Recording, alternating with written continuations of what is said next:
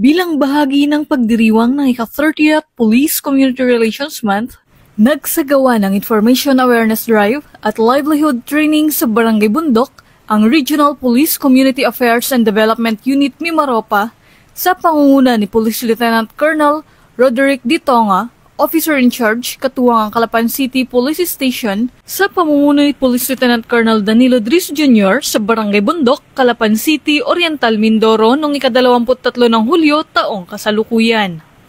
Unang sinagawang Information Awareness Drive bandang alas 8 ng umaga na dinaluhan ng mga opisyal ng barangay at mga miyembro ng komunidad.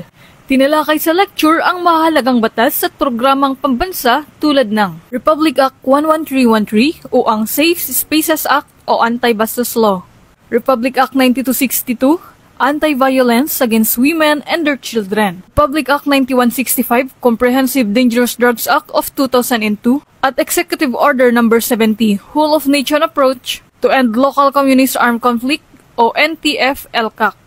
Layunin ng aktibidad na mapalawak ang kaalaman ng publiko ukol sa mga karamatang pantao, gender equality, kampanya kontra droga, at pambansang kapayapaan at kaunlaran.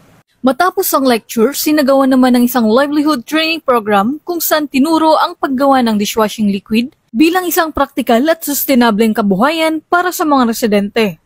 Kabilang sa mga kalahok, ang mga opisyal ng barangay at mga miyembro ng samahan ng kababaihan sa barangay na aktibong lumahok sa hands-on training.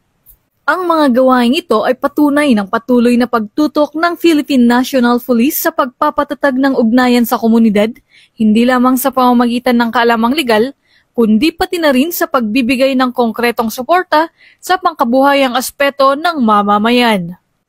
Nagpapatuloy ang RP Kadumi Maropa at Calapan CPS sa kanilang advokasiyang paigtingin ang tiwala at pagkakaisa ng publiko sa pamamagitan ng mga makabuluhang aktibidad na nagbibigay ng kaalaman at kabuhayan tungo sa mas ligtas at mas maunlad na pamayanan. Mula dito sa Calapan City, Oriental, Mindoro, ako ang inyong PNN correspondent, Patrolwoman Desiree Padilla, alagad ng batas, tagataguyod ng Balitang Pulis.